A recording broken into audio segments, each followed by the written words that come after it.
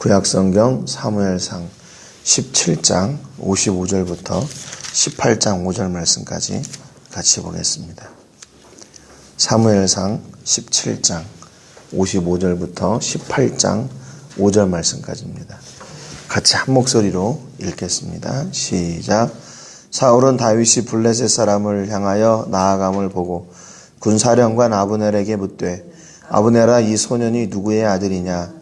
아브넬이 이르되 왕이여, 왕의 사심으로 맹세하옵나니 내가 알지 못하나이다 하매 왕이 이르되 너는 이 청년이 누구의 아들인가 물어보라 하였더니 다윗이 그 블레셋 사람을 죽이고 돌아올 때에 그 블레셋 사람의 머리가 그의 손에 있는 채 아브넬이 그를 사울 앞으로 인도하니 사울이 그에게 묻되 소년이여 누구의 아들이냐 하니 다윗이 대답하되 나는 주의 종 베들레헴 사람 이새의 아들이니이다 하니라. 다윗이 사울에게 말하기를 마침에 요나단의 마음이 다윗의 마음과 하나가 되어 요나단이 그를 자기 생명같이 사랑하니라.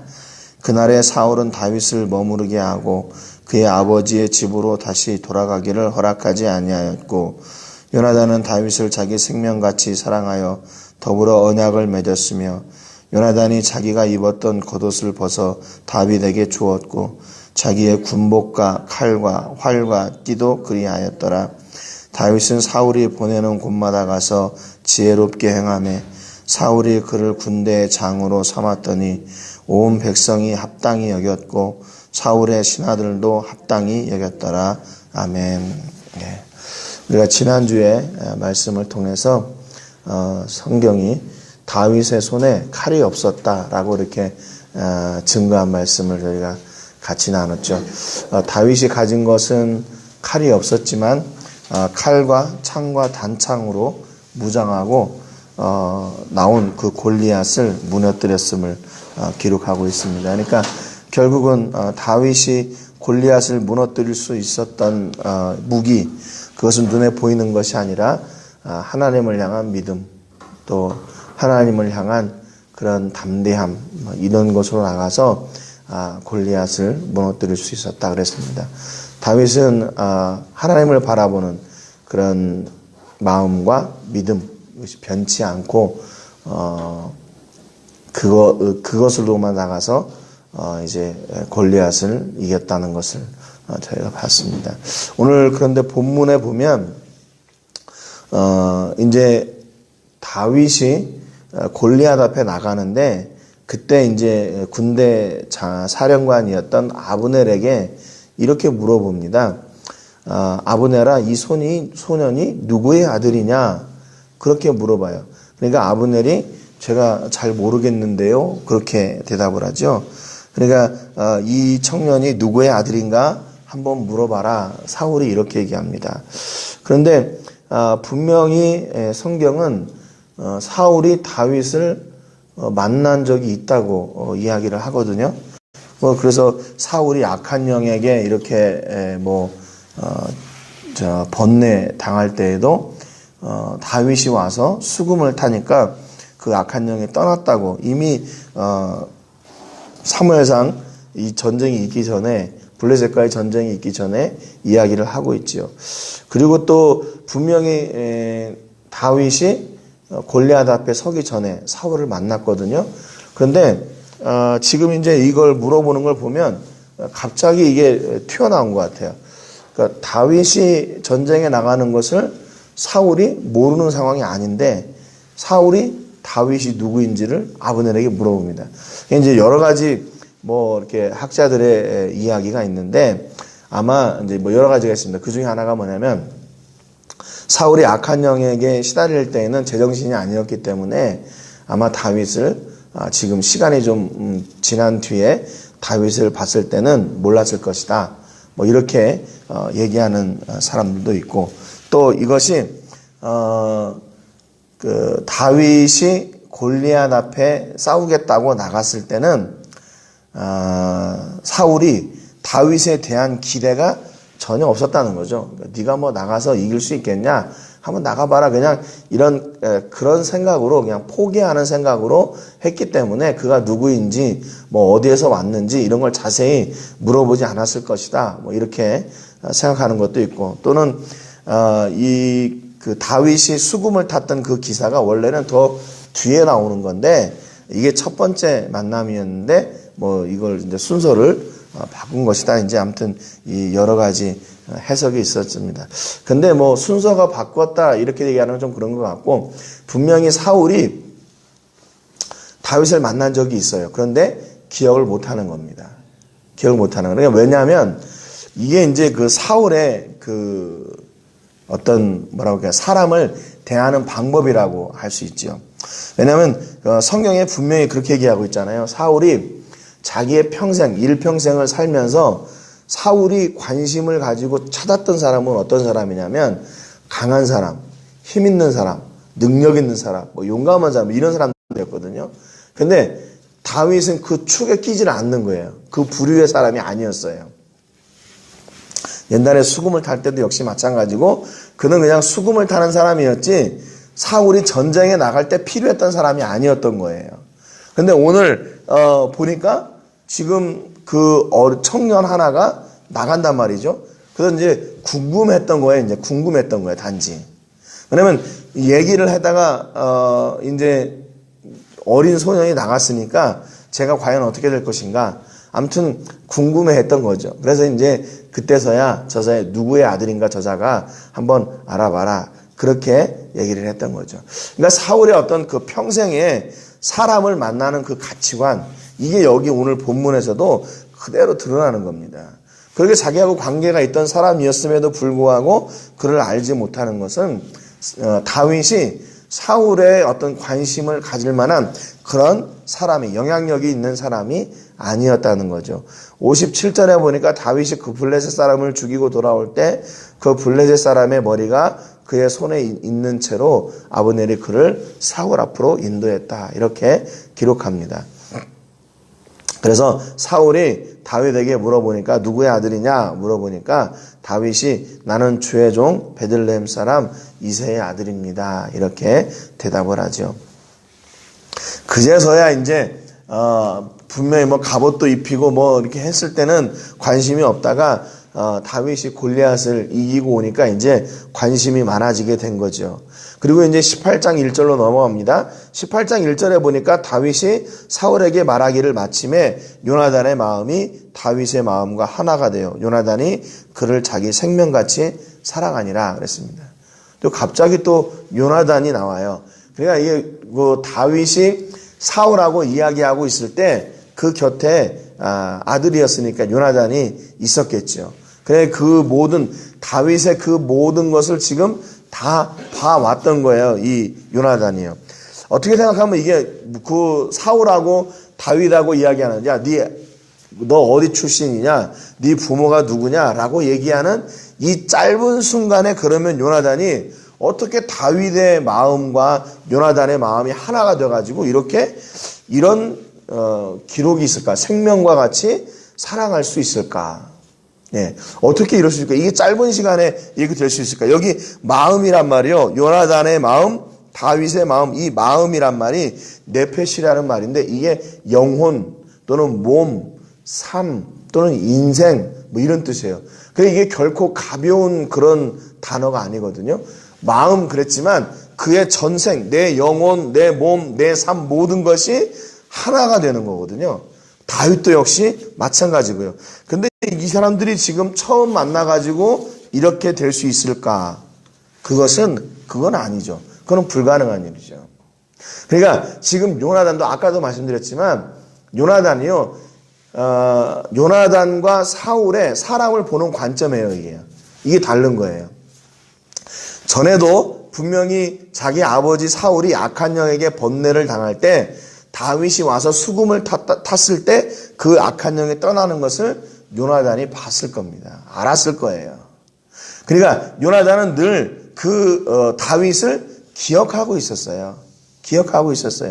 그러니까 다윗이 그 일을 모두 또 나가서 골리앗을 이기고 들어오는 모든 과정도 요나단이 다 보고 알았습니다. 그래서 저 사람 같은 저런 믿음의 사람, 저렇게 변하지 않는 저런 사람이 정말로 내 인생의 동반자와 같은 그런 우정을 나눌 수 있는 사람이다.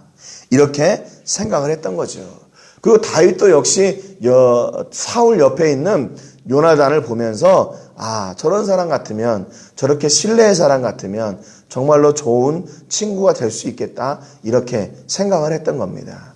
그러니까 사울은 사람의 능력을 봤지만 요나단은 사람의 본심, 그의 중심, 그리고 믿음을 봤어요.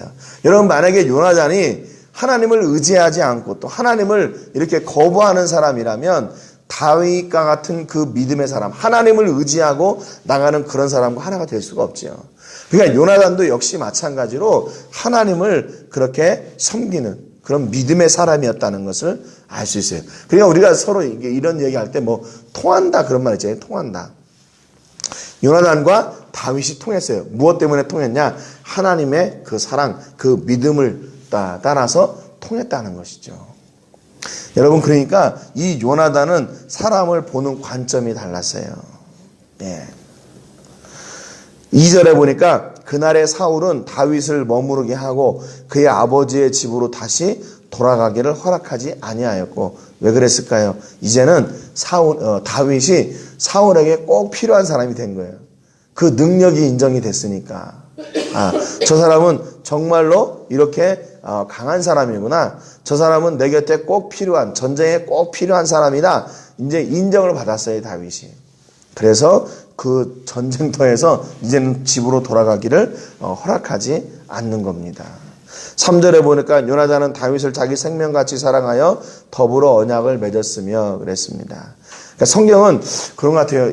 그 성경의 기록의 진행이 사울이 사람을 대하는 방법, 그리고 요나단이 사람을 대하는 방법, 이걸 두 개를 이렇게 같이 나가게 하고 있죠. 그래서 사울은 사람의 겉을 보지만 요나단은 그 속을 본다는 것, 그 중심을 보는 것을 또 기록을 하고 있어요. 3절에 요나단이 다윗과 언약을 맺었습니다. 또 4절에 보니까 요나단이 자기가 입었던 겉옷을 벗어 다윗에게 주었고 자기의 군복과 칼과 활과 띠도 그렇게 했다. 그렇게 이렇게 기록하고 있어요. 여기 겉옷이란 말이, 그 요나단이 입었던 겉옷, 이 말은요, 메일이라는 말인데, 이게 그냥 그 겉에다 입는 겉옷이 아니고 그 지위를 상징하는 옷이에요. 그러니까 그 옷을 보면, 그 겉에 입었던 옷을 보면, 저 사람은 상류층의 사람이구나. 또 저 사람은 좀 지위가 있는 사람이구나. 또 저 사람은 사울의 아들 요나단이구나. 이런 것을 알 수 있을 만큼 그 신분을 나타내는 옷이었다는 겁니다. 그러니까 그것을 줬다는 것은, 이게 이제 어떻게 보면 그를 그만큼 신뢰한다, 또 그와 이렇게 각별한 사이다, 이런 것을 보여주는 것이죠. 그런데 이걸 영적인 의미로 본다면요, 하나님께서 이제 다윗을 그 사울을 이은 왕의 그 다음 왕으로 세웠다는 것을 이렇게 영적인 의미로 보여주는 거죠. 지금 사울을 이어서 왕이 될 후계자는 누구냐면 요나단이거든요. 근데 요나단이 자기 옷을, 자기가 왕의 아들이라는 것을 상징하는 옷을 벗어가지고 다윗에게 줬던 것은 그만큼 요나단이 다윗을 신뢰하고 사랑했다, 그렇게 이야기할 수도 있지만, 영적인 의미로 볼 때는 하나님이 그 왕좌를 그 다윗에게 옮겨놓은 것이다, 옮기신 것이다, 또 그것을 이스라엘로 하여금 이렇게 볼 수 있게 했던 것이다, 이렇게 상징적인 의미로도 우리가 해석을 할 수 있습니다. 요나단이요, 다윗에게 자기가 가지고 있던 것들을 다 줬어요. 지금 다윗이 요나단에게 할 수 있는 것은 아무것도 없어요. 왜냐하면 다윗은 양 치는 사람, 그동안에 계속 양을 치는 사람이었고 수금을 타는 사람이었고, 그만큼 그 지역에서는 그렇게 이렇게 높은 지위에 있거나 그런 사람이 아니었어요. 그럼에도 불구하고 요나단은 다윗과 우정을 쌓고 언약을 맺고 자기가 가지고 있는 것을 다 이렇게 건네줍니다. 그러니까 이 요나단과 다윗의 그 우정은 어떤 물질적인 그런 관계가 아니라 영적인 관계, 정신적인 관계라는 것을 우리가 알 수 있어요. 요나단이 다윗에게 아낌없이 줍니다. 그런데 사울은 그렇지 않았죠. 사울은 자기에게 도움이 될 사람, 필요한 사람들만 찾아 이렇게 관계를 맺었다는. 그래서 성경은 이 두 사람의 관계를 이렇게, 이 두 사람의 모습을 비교해주고 있습니다. 5절에 보니까 다윗은 사울이 보내는 곳마다 가서 지혜롭게 행하며 사울이 그를 군대의 장으로 삼았더니 온 백성이 합당히 여겼고 사울의 신하들도 합당히 여겼더라 그랬습니다. 지금 성경이 계속 어떤 일을 이루어 가려고 하냐면 바로 다윗이 사울의 뒤를 이어서 이스라엘의 왕이 되어도 사람들이 그거에 대한 반기를 들지 않는, 그래 저 정도면 우리의 왕이 되어도 돼 라고 하는 그런 관계, 또 그런 사람으로 다윗을 계속 세워나가세요. 여기 보면 지혜롭게 행했다 그렇게 기록하고 있는데 여기 지혜롭게 행했다는 말은 히브리 말로 사칼이라는 말입니다. 이게 이해하다, 지혜롭다, 가르치다, 생각하다 그런 뜻이에요.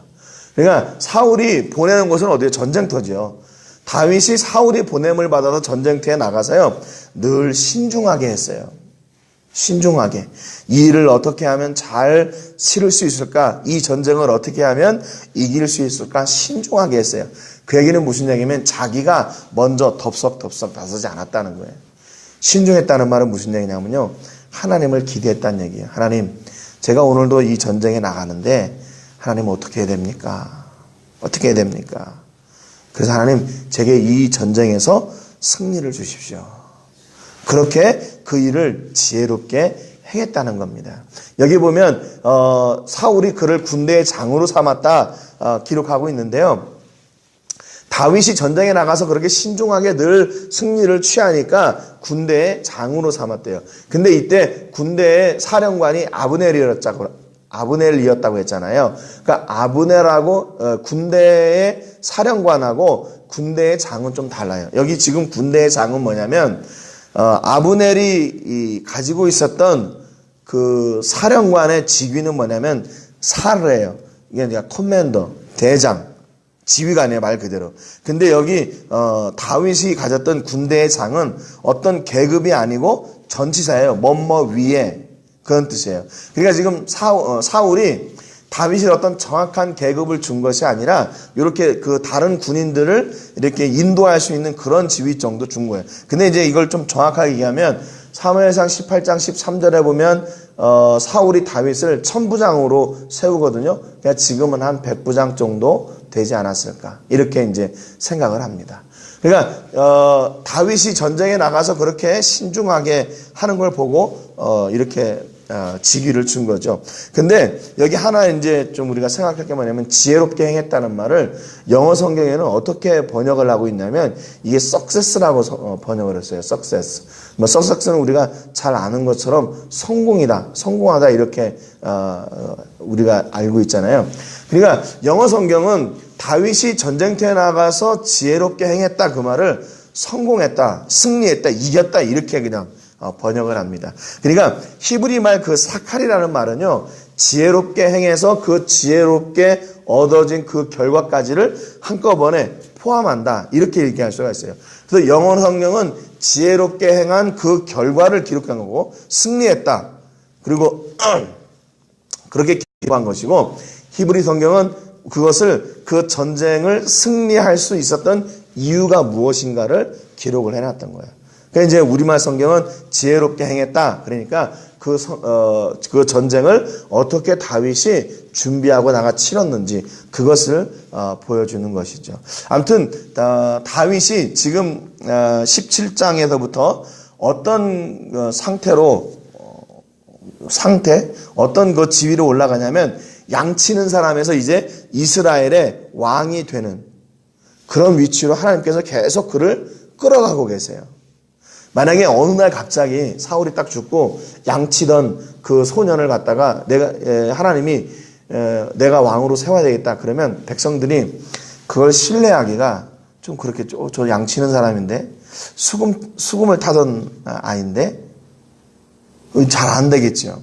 그런데 하나님은 이제 이스라엘 백성들의 신뢰까지도 다윗이 얻을 수 있도록 계속 그렇게 이렇게 세워 나가는 거예요. 물론 사무엘에게 이미 기름 부음을 받았지만 다윗이 왕이 될 나이가 아직 안 되고 그런 상황이 아직 안 됐던 거였죠. 그래서 하나님께서 다윗을 붙드시고 그 자리까지 끌어가시는 거예요.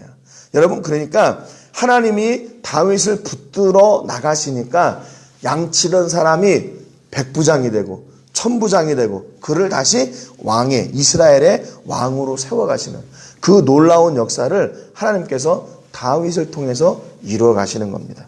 여러분, 그러니까 오늘 우리에게도 필요한 것이 뭐냐면요, 내가 어떻게 내 능력을 더 이렇게 세워나가고 내가 얼마나 더 능력 있는 사람들을 만나고 그들과의 관계를 통해서 이렇게 해나가는 것이 아니라 하나님이 내 인생을 붙들어 나가실 때 그 일이 저절로 이루어지는 거예요. 하나님이 내 인생을 붙들어 나갔을 때 그래서 사람을 붙여주시고 또 그 일을 할 수 있도록 상황을 만드시고 시간을 만드시고 하나님의 때를 이루어 가시는 거죠. 그런데 우리는 우리의 시간 또 우리의 생각 우리의 계획에 갇혀가지고 계속 그 안에서 안주하거나 아니면 그 안에서 낙심하고 있는 거죠. 그러니까 여러분, 지금 다윗이 하나님 앞에 쓰임 받는 그 단계가 어떻게 보면 우리하고 지금 똑같은 상황이에요. 아무것도 할 수 없는, 누구도 인정해주지 않는 그 양치는 소년, 수금 타던 그 소년이 지금 전쟁터에 나가는 사람이 되어버렸어요. 이거를 누가 바꾸셨나? 하나님이 그의 인생을 바꾸신 거예요. 하나님이. 그러니까 하나님이 오늘 우리 인생 가운데 들어오실 때 우리의 인생에 또는 우리의 삶이 바뀌게 되는 겁니다. 내가 뭘 이렇게 해가지고 되는 것이 아니라. 그러니까 중요한 것은 뭐냐면 다윗과 같이 변하지 않는 믿음으로 하나님을 계속 바라는 거예요. 그래서 그분이 바라시는 인생이 되는 거죠. 그분이 나에게 원하시는 인생이 되어가는 겁니다. 그게 바로 믿음인 거죠. 그래서 믿음은 내가 원하는 인생을 하나님께 얘기하고 하나님 내가 원하는 인생을 만들어주세요. 그게 믿음이 아니라 내가 가지고 있는 모든 것을 다 내려놓고 하나님이 원하시는 인생이 되어지는 것. 그것이 바로 믿음입니다. 여러분, 오늘 하나님께서 여러분의 인생 가운데 계시고 여러분을 이렇게 붙들어 나가셔서 점점 여러분들을 세워가시는, 여러분의 사업장을 세워가시고 여러분의 자녀들을 세워가시고 여러분의 기업을 세워가시고 우리 교회와 사역들을 세워가시는 그 놀라운 하나님의 은혜를 경험하고 또 체험하는 그런 놀라운 하루가 되시기를 주님의 이름으로 축복합니다. 한 주간 여러분 기도해 주실 것은 우리 다음 주에 세인트루이스 한인교회에서 의료팀이 옵니다. 그 의료팀이 엘바에서 이틀 동안 사역하고 또 현지교회에서도 사역을 하게 되는데 그 사역을 위해서 기도해 주시기 바랍니다. 오시는 분들이 입국하고 통관하고 하는데 아무런 어려움 없도록 건강을 지켜주시고 또 그분들도 지금부터 또 기도하고 계실 텐데 이 귀한 사역이 하나님이 세워가시는 사역이 될 수 있도록 위해서 기도해 주시고요. 오늘은 로뎀교회를 위해서 기도해 주시기 바랍니다. 그곳에 복음의 사역이 더욱 풍성해지게 해주시고 그곳에 있는 성도들이 복음을 들을 수 있는 기회를 허락해 주시기를 위해서 기도해 주시고 오늘 말씀 가운데 오늘 우리 가운데 하나님께서 승리하는 그런 형통의 삶을 살게 해 주시기를 위해서 기도해 주시기 바랍니다. 제가 먼저 기도하겠습니다. 하나님 아버지 감사드립니다. 오늘도 말씀을 통해서 우리가 사울이 사람을 대하는 방법과 요나단이 사람을 대하는 방법을 기록하고 있음을 저희가 봤습니다.